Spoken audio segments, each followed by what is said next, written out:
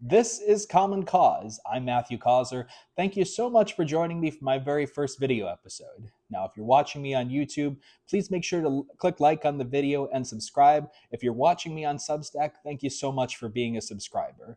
Now, I want to emphasize Common Cause is about one thing, and that is building a framework of conservative policy ideas for this century.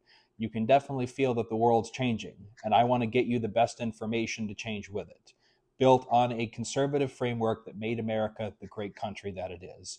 Now, as always, we're going to get right into the news. And for 2026, there's only one thing on my mind, and that is the midterms. Now, I'm recording this on January 10th, and there are 297 days before Americans go to the polls and elect a new Congress, they elect new senators, governors, and for Republicans, they're definitely in a difficult spot. Now, the aggregate polling just released from the New York Times finds that when a generic Republican, and I don't put much stock into these types of aggregates, but when a generic Republican is up against a generic Democrat, they're apparently going to lose by about 4 points if the election was held today. What does this signal? Well, the general rule for every president in their second term since Harry Truman way back in 1948 has always been that the party in control of the White House loses seats in Congress. And President Trump doesn't look like he's going to be an exception to that. But there's something deeper, and this is just my take on it. But the Republican Party has been laser focused on the culture war for about 2 years now. These are very important issues. Do not misunderstand what I'm saying. Issues like DEI, wokeness, gender insanity. These are all things that are very important. You will not find someone who could agree more that we need to keep the Judeo-Christian framework our country was founded on operating at the very forefront of our policy decisions. However, it's very clear now to me that the Republicans need to find greater emphasis on a number of other issues, namely healthcare, namely the job market for young people, namely higher education.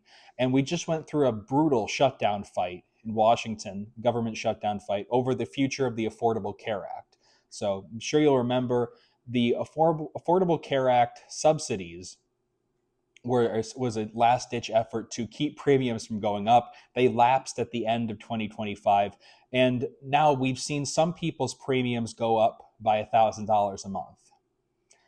In a functioning society, we cannot just shut people out of their health care. We cannot just say to some people, oh, well, we'll repeal the Affordable Care Act and then we'll find something else. We can't just kick people off their health care. So here is my take for what we need to do to fix this. We need to have a comprehensive Republican plan that will emphasize patient care, delivery of quality life-saving therapies, and most importantly, that's going to rebuild the damage already done to our country by the Affordable Care Act. And you can see this quite prevalently in rural areas. In my, for example, the hospital I was born in now no longer has a delivery center. You can see this all across the country. Our rural EMS providers are deeply in trouble. There's an excellent story I'm going to leave in the show notes from Vox, detailing how rural EMS and fire providers simply cannot get to the patient. And what kind of a country are we going to have if when people call 911, there is no ambulance coming to get them? Not a functioning society, not a just or fair society. So, with that, we need to have an emphasis. Number one, if Republicans want to win, we need to focus on getting prescription drug costs down. And we can do this through robust antitrust enforcement at the FTC and the Department of Justice against companies that are deliberately increasing the prices of brand name drugs. We should do this whenever and wherever we're able to make a case in front of the judge. But then also, President Trump, I would strongly recommend President Trump use Medicare to negotiate down the price of drugs wherever possible. He has already done this with Trump RX. We've already seen him work with billionaire Mark Cuban to bring down the price of some drugs. This is an outstanding first step, but it needs to just be a first step. There are essential drugs out there that are costing people thousands of dollars a month, and nobody can really say why. This needs to be the first step, breaking up those big drug companies wherever we can, and then using what drugs remain, we need to negotiate down the price using Medicare. Number two, we need a massive cash infusion for our rural hospitals. We need a massive cash infusion for our rural EMS providers. And more importantly, we need to restructure the way our emergency services providers are funded. I consider this to be more than just a healthcare problem. I consider this to be a national security problem. If you go back and read the early National Security Council memorandas from the 50s and 60s, those people, President Eisenhower and President Kennedy, spent hours upon hours reviewing EMS plans with their advisors, George Bundy, Bob McNamara. They recognized that you can have all the nuclear weapons in the world, but if you can't transport people to the hospital after a disaster, then what good does it do? The limits and the conflicts of the 21st century have taught us that we have to be ready for any emergency. And in massive swaths of rural America, I fear that we are not. And then just as a general matter, I fear strongly that we are heading into a society where healthcare is only going to be for a handful of wealthy people in the suburbs. Healthcare delivery, access to quality healthcare cannot just be shut out to rural Americans. And we need to have a system that recognizes this fact, using a combination of Medicare, Medicaid, and then reforms to the private health insurance market. Now, that's just half of my strategy to win the midterm elections. The other one is foreign policy. Now, this is a little bit more in my wheelhouse. As somebody who's worked overseas and in Washington, it's hard to come up with a different president than President Trump, who has been a more adept deal maker. We are living through, although it doesn't seem like it, based off what you see in the media, we are living through a relatively peaceful era where conflicts are beginning to wind down.